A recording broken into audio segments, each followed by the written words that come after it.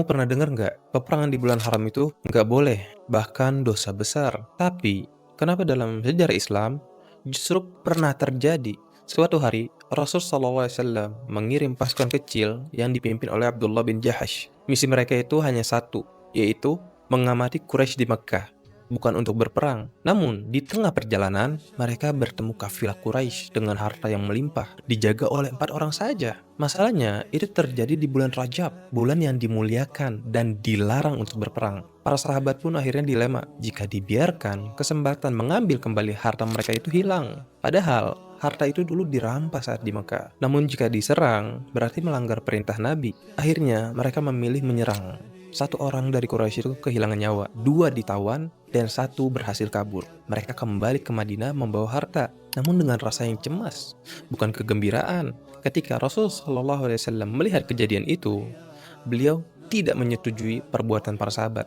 Seraya berkata, "Ma amartukum biqitalin fi syahril haram." Aku tidak memerintahkan kalian untuk berperang di bulan haram, karena nggak boleh. Ini bulan yang mulia, bukan untuk berperang. Lalu beliau menahan kafilah dan 2 tawanan tersebut, serta tidak mengambil apapun dari harta tersebut. Maka peristiwa ini membuat orang Quraisy Mekkah sebagai bahan serangan terhadap kaum muslimin. Kata pembesar Quraisy, "Di mana Muhammad yang menghormati bulan haram?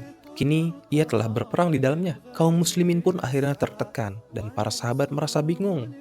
Dan Nabi SAW pun bersedih. Maka turunlah wahyu dari langit untuk menjelaskan dan meluruskan keadaan. Allah Ta'ala berfirman, "Yas'alunaka 'anil syahril harami qitalin fihi. Qul qitalun fihi kabiru wa saddun 'an sabilillah wa kufrun bihi wal masjidil haram wa ikhraju ahlihi minhu akbaru 'indallah wal fitnatu akbaru minal qatl." Berperang di dalam bulan haram yang Allah muliakan adalah dosa besar. Artinya, perang di bulan haram itu adalah dosa besar, ikhwafillah, bahkan dilarang sejak masa jahiliyah. Namun, menghalangi jalan Allah, yaitu Islam, itu dihalangi, dan kufur kepadanya, menghalangi kaum muslimin ke Masjidil Haram, mengusir kaum muslimin di Mekah, semua itu lebih besar dosanya di sisi Allah. Bahkan, menyiksa orang beriman agar meninggalkan agamanya, itu lebih besar dosanya daripada menghilangkan nyawa itu sendiri.